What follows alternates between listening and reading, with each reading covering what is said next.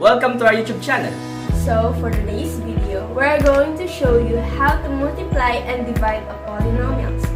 So, partner, what is the definition of polynomials? So, polynomials are algebraic expressions which consist of variables and coefficients. Variables are also sometimes called indeterminates.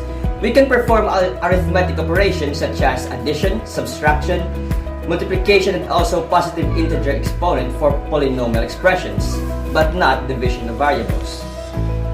Thank you, partner. So, let's proceed to our topic.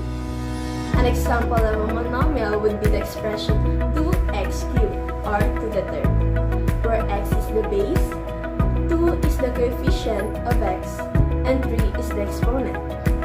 For practical purposes, when the coefficient or exponent is 1, the ones are there, but we don't show them. Thus, if you write x, it means 1x to the first. The coefficient of x is 1, and the exponent is 1.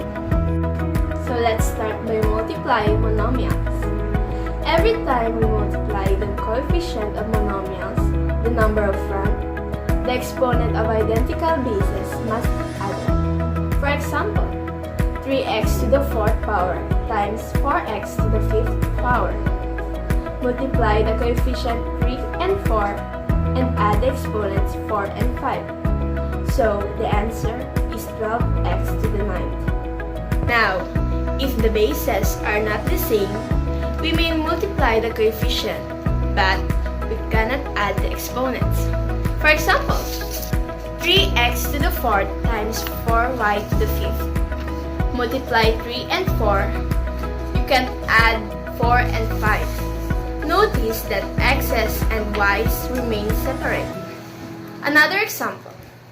In here, multiplying the coefficient 5 times 2 times 3 produces an answer of 30. Adding the exponents 2 plus 1 equals 3 gives you the exponents for x. And 1 plus 5 equals 6 for the exponent of y. So that's it for multiplying polynomials. Let's proceed on dividing polynomials after a short break.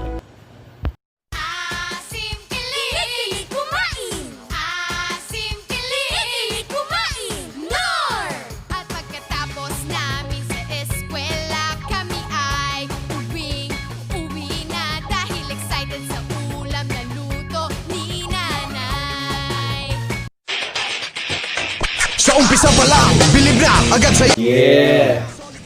Rock and roll to the world. Raps, may amats ka na ba? Yeah! Ako rin. Red doors extra strong. The number one, ito ang tama.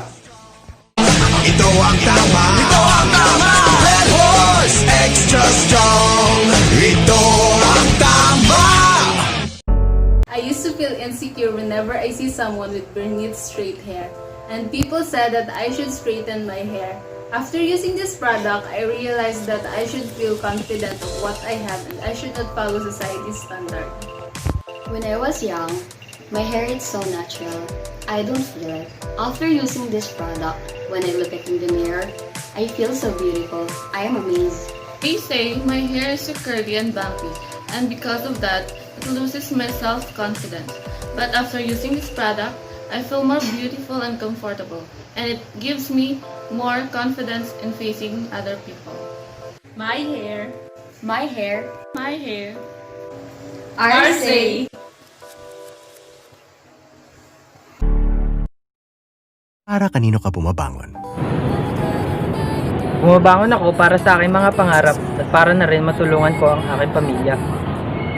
Babangon tayo! Thank you, partner. Let's divide monomials now. Because multiplication and division are inverse operations, in division, exponents get subtracted. For example, in here, 24 divided by 3 is 8, and 6 minus 4 equals 2. The answer is 8x squared. Another example. Dividing the coefficients 18 and 9, you get 2. Subtracting the exponent, we get 2 minus 1 is equal to 1 for x. 5 minus 2 equals 3 for y. The exponent for z stays the same. Let's do another example. The long way to emphasize what is happening. 21 divided by 3 is 7. The exponents of a are 8 in the numerator and 10 on the denominator. Canceling them leaves 2 in the denominator only. For b, the exponents are 6 in the numerator and 2 in the denominator. Canceling them leaves in the numerator. For c, like for a, there are more of them in the denominator than the numerator. Therefore, the balance of c squared is found in that denominator. The final answer is 7b to the 4th over a squared c squared. As you can see, subtracting is faster. So that's it for our division of polynomials. That's all, and thank you for watching.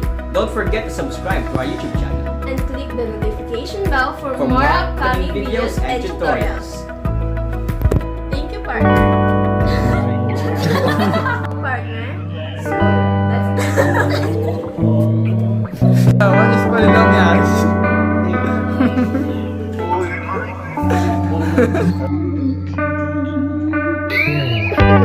Ito ang tama.